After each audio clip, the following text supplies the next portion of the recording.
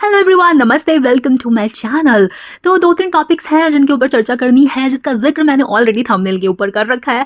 तो बिना बकैती को बढ़ाते हुए, इधर उधर घुमाते हुए सीधे पॉइंट पे आती हूँ। और सबसे पहले तो मैं डम्भावना बेटी की चुगलियां सुनाती हूँ, लेकिन उससे पहले एक छोटी सी मोटी सी गुजारिश है कि अभी कभी लाइक कर दो यार, फिर बाद में तुम भूल जाओगे। और मैंने जैसा कि पहले ही बता रखा है, एक तो मेरा चैनल डिमोनेटाइज, ऊपर से जो रीच है वीडियोस की उसके ऊपर भी कृपा बरस गई है गाइज, और वो भी कम हो गई है। ऑब्वियसली बात, अब चैनल मोनेटाइज होगा तो सब कुछ ट्रैक पे आ जाएगा, लेकिन आपके थोड़े से सहयोग से इस नाचीज का भला हो जाएगा। तो लाइक करने के बाद कमेंट सेक्शन में बस हाई लिख देना या फिर हार्ट ड्रॉप कर देना तो भी चलेगा, जिससे कि जो रीच है वीडियोस की वो बन जाए, बढ़ जाए। और मुझे खुशी भी मिलती है यार आप लोगों का सपोर्ट देख के, आपके कमेंट्स देखकर। तो ऐसा है कि डम्भावना बेटी AKA बबली के बारे में हम करने वाले हैं बात। तो पहले नाम वाले टॉपिक से करेंगे शुरुआत।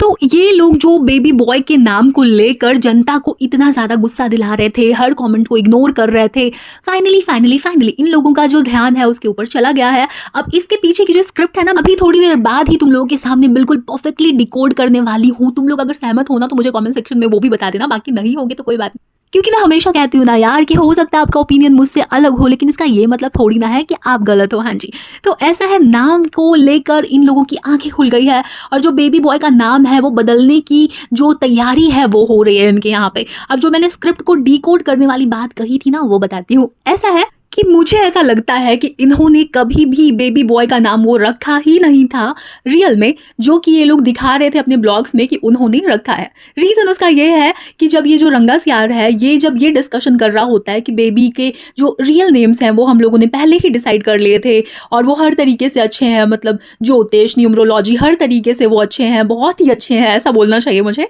तो जब आप ये सब जानते हो, मानते हो कि नाम का कितना ज़्यादा असर होता है, कितना ज़्यादा इम्पैक्ट होता है पर्सनालिटी के ऊपर, तो फिर आप इतनी बड़ी गलती कैसे कर सकते हो? आपको ये बात बहुत अच्छे तरीके से पता थी कि इससे भी कंटेंट निकाला जा सकता है। ज़रा इमेजिन करके देखो, बहुत ही प्यारे से छोटे से फरिश्ते जैसे बच्चे, और उनका अगर कोई नाम रख दिया जाए बहुत ही भयंकर टाइप का, उटपटांग टाइप का, तो जाहिर सी बात है कि वो ऑडियंस को बिल्कुल भी पसंद नहीं आएगा। रीज़न इसका ये है कि इन लोगों को भी बहुत अच्छे तरीके से पता होती है ये बात कि जो जनता हर दिन किसी भी ब्लॉगर के ब्लॉग्स को देखती है वो इमोशनली उनकी लाइफ के साथ जुड़ जाती है। अब कुछ लोग होते हैं जो क्रिटिकल दृष्टिकोण रखते हैं, बहुत ही रैशनल होते हैं, लेकिन काफ़ी सारे जो लोग होते हैं ना वो इमोशनली इन्वॉल्व हो जाते हैं इनकी लाइफ में, और लोगों की बात से ना इनको इस बात का बहुत अच्छे तरीके से अंदाज़ा हो जाता है, और वो बातें इनकी जनता कमेंट सेक्शन में लिखती है। तो इनको पता था कि अगर वो इस तरीके से कोई रखेंगे तो जनता को बहुत ही अच्छे तरीके से समझ में आ जाएगा, पता चल जाएगा। तो इस वजह से जनता है जो कोहराम मचाएगी, आवाज़ उठाएगी, और उसके बाद इनकी चांदी हो जाएगी, है ना। तो ये इनकी प्लानिंग प्लॉटिंग होती है, और इसी वजह से ये लोग ये सारा काम करते हैं। अब देखो, इस सिक्के का मैं तुम्हें दूसरा पहलू दिखाती हूँ।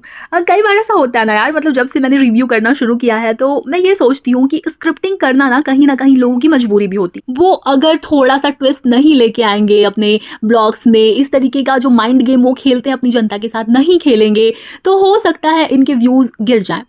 क्योंकि होता है यार, मतलब हर कोई सौरभ जोशी नहीं होता। अब सौरभ जोशी का मैंने नाम ले लिया तो एक चीज़ मैं क्लियर कर दूं, वो भैया जी तो खिलाड़ी हैं, उनको बहुत अच्छे तरीके से पता है कि व्यूज कैसे आएंगे और कैसे बने रहेंगे। तो वही सारे जो तरीके हैं ना कहीं हर ब्लॉगर यूज करता है। अब यहाँ पे जो इतने सालों से हम जैसे मासूम से लोग हैं वो इन ब्लॉगर्स को देखते हैं, इनकी लाइफ के साथ जुड़ जाते हैं, इनकी लाइफ में घुस जाते हैं। हमें खुद ही इन चीज़ों को समझना होगा कि हाथी के खाने के दांत अलग है और दिखाने के अलग है बाबू भैया।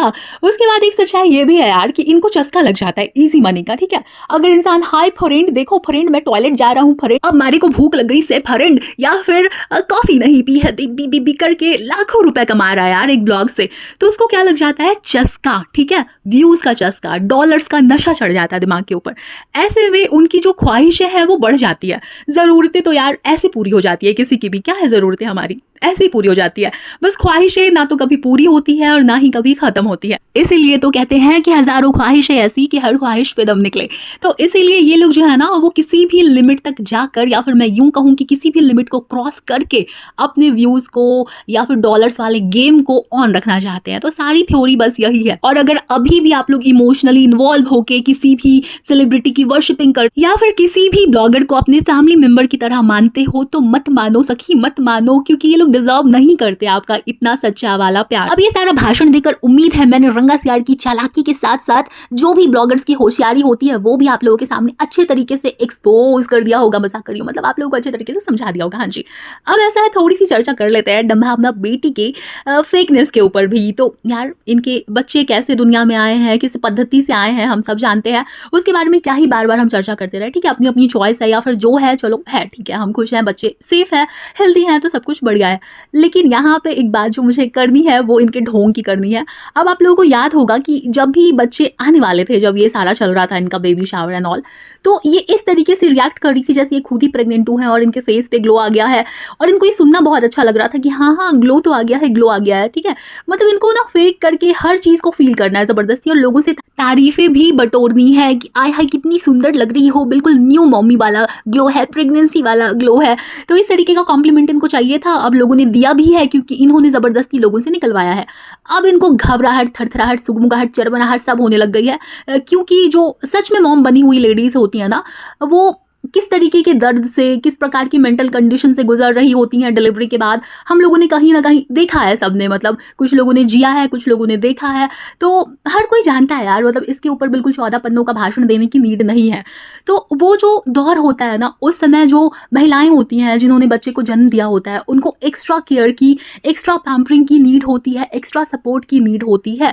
और कुछ लोग ऐसे बकलोल होते हैं जिनको ये छोटी सी बात नहीं समझ में आ रही होती है कि यार वो अभी अभी मॉम बनी है। हाँ, वो पहली नहीं है जिसने दुनिया में बच्चे को लाया है, जन्म दिया है, पैदा किया है, लेकिन उसके लिए वो पहली घटना है, उसका भी नया जन्म हुआ है, ऐसा कहना गलत कहीं से भी नहीं होगा।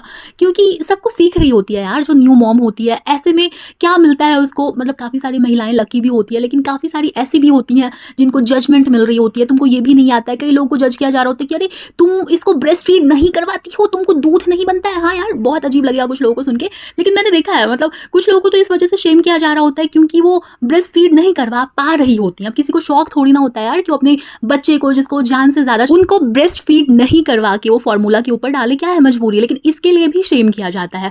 तो खैर ये सब जो स्यापे होते हैं ना, और भी 74 तरीके के स्यापे होते हैं जिसकी वजह से न्यू मॉमी परेशान हो जाती है। और ये मजाक वाली बात बिल्कुल भी नहीं है। अब मैं उस पर्टिकुलर टर्म का यूज नहीं करना चाहती हूँ क्योंकि जो वाईटी है उसकी पॉलिसी पता नहीं क्या कहती है उस वर्ड को लेकर। आजकल वैसे भी रायता फैला हुआ है मेरे चैनल पे, तो मैं छाछ भी फूक फूक कर पीऊंगी गाइस। तो ऐसा है कि इसकी वजह से वो बहुत कुछ सफर कर रही होती हैं, फेस कर रही होती हैं। तो डम्भावना बेटी AKA बबली, इसको भी वही चीजें प्रिटेंड करनी है, मतलब इसको वही सब हो रहा है। मोहतरमा, आपने जो बोलने का प्रयास किया है ना, हल्लू हल्लू, धीरे धीरे, स्लोली स्लोली, वो हमें सब समझ में आ रहा है। आपको हो रहे होंगे सिम्टम्स, लेकिन उसका रीजन कुछ और होगा भाई साहब। आपने खुद ही बताया था अपने ब्लॉग में कि आपको पानी देखकर कुछ हो जाता है। हाँ भाई, अभी कुछ दिन पहले ही अपने ब्लॉग में ये डिस्कशन कर रही थी डम्बिनाशवा के साथ कि इनको पानी देखकर कुछ तो हो जाता है और कुछ तो नेगेटिव एनर्जी इनके साथ इनको फील होने लग जाती है। मतलब ये बौरा जाती है, बौखला जाती है, कुछ तो होता है इनके साथ। ठीक है, अब मुझे नहीं पता इन्होंने किस शब्द का प्रयोग किया था, मैं कंप्यूटर नहीं है गाइस, तो मैं भूल भी जाती है, लेकिन भावनाओं को समझो। हाँ, तो ये सब इन्होंने खुद कहा था। अब ये उसको ऐसा दिखाने का प्रयास कर रही थी जैसे कि अभी बेबीज आए हैं दुनिया में, तो इसकी वजह से ये भी वही फील कर रही हैं, वही फेस कर रही हैं जो कि वो मॉमीज करती हैं जिन्होंने उन बच्चों को खुद जन्म दिया होता है। अब देखो यहाँ पे एक डिस्क्लेमर देना बहुत जरूरी है क्योंकि कुछ लोग आएंगे बिना पूरी बात समझे, सुने, जाने, झंडा उठाएंगे। तो उनको मैं क्लियर कर दूं, मैं कहीं से भी इनकी मातृत्व को जज नहीं कर रही हूँ और ऐसा भी नहीं क्लेम कर रही हूँ कहीं से भी कि अपने बच्चों से प्यार नहीं करती। बिल्कुल करती है यार, मैं कौन होती हूँ जज करने वाली। जो दिखेगा ब्लॉग में मैं उसकी चर्चा करूंगी और जो मुझे फील होगा मैं उसकी भी चर्चा करूंगी। तो ऐसा है कि जिन्होंने खुद अपने बच्चों को जन्म दिया होता है या फिर वो जितना कुछ सफ़र कर रही होती हैं, बॉडी में उनके जो भी चेंजेस आते हैं, इमोशनली वो जितना सफ़र करती हैं, वो ये नहीं कर रही हैं। ठीक है, अब ये सही है गलत है, इन पे लानत, मैं ऐसा कुछ नहीं कह रही हूँ, बस एक नॉर्मल सी लाइफ सिचुएशन की बात हो रही है कि जिन लोगों ने सफ़र किया है, एक तरफ तो वो लोग हैं या फिर जो लोग सफ़र कर रहे हैं वो लोग हैं, और दूसरी तरफ वो लोग हैं जो पैसे से हर चीज़ अफोर्ड कर सकते हैं। अब जनता लोग मुझे बताएगी कमेंट सेक्शन में कि किसका स्ट्रगल बड़ा है। अब इसके बारे में मैं कुछ नहीं बोलूँगी, नो कमेंट्स। हाँ नहीं तो हाँ, तो ऐसा है कि अब अपनी गड्डी को आगे ले जाते हैं और पहुँचाते हैं गुटकू भाई तक। तो काफ़ी ज़्यादा एक बात की चर्चा हो रही है कि जो गुटकू भाई है उसका जो इंस्टा हैंडल है वो हो गया है डीएक्टिवेट। रीज़न इसके पीछे ये दिया जा रहा है कि यार ये जो बंदा है ना, बातें करता था इधर उधर लड़कियों लड़कियों से, जिसकी वजह से कुछ तो हुआ होगा घर में, हाहाकार टाइप का, कोहराम टाइप का, और उसकी वजह से ही डीएक्टिवेट कराया गया। तो देखो यार, कोई इतनी बड़ी बात नहीं है, हो सकता है, पॉसिबिलिटी है इस बात और पॉसिबल ये भी है कि नॉर्मल सा कलेश हुआ होगा, होता है ना, मतलब डब्बा आपी जो है वो किसी बात को लेकर गुस्सा हो गई होंगी और उन्होंने लपेट लिया होगा इनको, तो गुड्डू भाई ने गुस्से गुस्से में बस डीएक्टिवेट कर दिया होगा। पॉसिबिलिटी इस बात की भी हो सकती है। लेकिन सोचने वाली, समझने वाली और जानने वाली बात यह है कि अगर किसी को चीटिंग करनी है ना किसी भी रिश्ते में, तो किसी भी तरीके से कर लेगा, कर लेगी, क्योंकि लॉयल रहना आपकी चॉइस होती है, आपकी फितरत होती है। उसी तरीके से चीटिंग भी होती है। तो अगर किसी का डीएक्टिवेट अकाउंट है या फिर जो भी रायता फैला हुआ है किसी की लाइफ में, या फिर कोई सबूत पेश कर रहा है कि नहीं ये तो मैंने कर दिया तो अब ऐसा कुछ हो ही नहीं सकता है, नहीं नहीं नहीं, ये सब कुछ आपके दिमाग का खेला है। अगर किसी को लॉयल रहना है ना, तो वो हजारों हसीनाओं के बीच में भी रह के बस आपको ही सोचेगा, आपके साथ ही लॉयल रहेगा, और उसको कोई भी हसीन से हसीन हसीना भी हसीन नहीं लगेगी। समझ गए? ये सच है यार, मतलब ये लड़कियों के ऊपर भी एप्लीकेबल है, लड़कों के ऊपर भी एप्लीकेबल है। और जिन लोगों को चीट करना होगा ना, वो हर हाल में कोई ना कोई रास्ता ढूंढ लेंगे। इसलिए आजकल के दौर में लॉयल्टी जो है ना वो प्रीशियस है। तो थोड़ी सी चर्चा कर लेते हैं मैन चाइल्ड के बारे में भी। तो जो मुमन्निया है ना, वो पहुंचती है उनके पास ऑमलेट लेकर, और वो बंदा फट से कंप्लेन करता है मुंह फाड़ के, चीज बहुत ज्यादा है, अरे भाई यहाँ पे बकलोली भी बहुत ज्यादा है। आपके लिए अगर कोई एफर्ट कर रहा है ना, तो आपको इस तरीके से जज करने का राइट बिल्कुल भी नहीं है। वैसे जनाब ने भी 2 बार खाना बनाया है मुमानिया के लिए। पहली बार बनाया था इन्होंने दाल चावल, पीरियड्स के समय पैम्परिंग की थी उनकी गाइस, और दूसरी बार उन्होंने बनाया था आमरस और पूरी। आई गेस ने 3 बार कुकिंग की है शायद, अगर मैं गलत हूं तो मुझे करेक्ट करवा देना कमेंट सेक्शन में। और मुमन्निया ने उसको कितनी तारीफ कर करके खाया था, हम सब ने देखा था भाई साहब।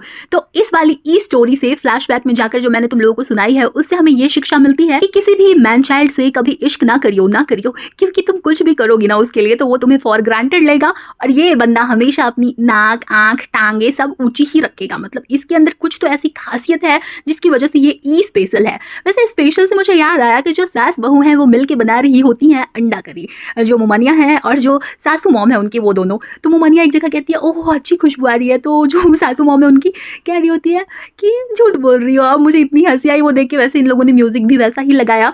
देखो यार, इसको भी जज करने के काफी सारे एंगल्स हैं। मुमन्निया अपनी तरफ से ठीक है कि हाँ यार इसी तरीके से तो प्लीज करते लोगों को, इसी तरीके से तो कॉम्प्लीमेंट्स देते हैं। कोई कुकिंग कर रहा है खड़ा होकर, मेहनत कर रहा है, तो क्यों ना हम उसकी तारीफ करें। और यही चीज मिसिंग है इच्छाधारी पति के अंदर, जो कभी तो बेस्ट बेटा बन जाता है, कभी जन्नती बन जाता है, कभी बेस्ट पप्पा बन जाता है, और उसके बाद लास्ट में निकलता है लुल बट्टे सन्नाटा।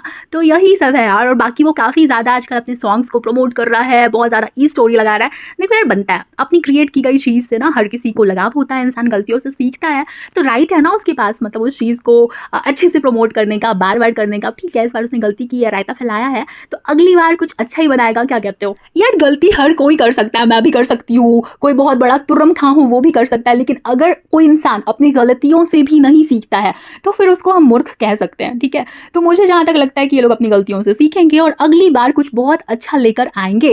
खुद का प्रोडक्शन हाउस है यार, क्या नहीं कर सकते हो? शॉर्ट मूवीज बनाया करो, अपनी एक्टिंग का जलवा दिखाया करो। हाँ, नहीं तो समझते नहीं है, मुझे कितना समझाना पड़ता है इन लोगों को। और हाँ जनाब भाई, अब तो आपका जो सगे भाई से भी ज्यादा सगा है, यानी कियान, वो 18 का हो गया है, तो उसके लिए भी कुछ बनाओ भाई, कम से कम इंस्टा पेज ही बना दो, इतना तो वो डिजर्व करता ही है। और बाकी ठीक है, आपके घर से कोई डॉक्टर इंजीनियर नहीं निकलने वाला है, सबकी अपनी अपनी चॉइस होती है, हर किसी को राइट है अपने हिसाब से जीने का। लेकिन अब तो कम से कम उसके लिए कुछ अगला जो सॉन्ग आना चाहिए जनाब का, वो आना चाहिए कियान के साथ।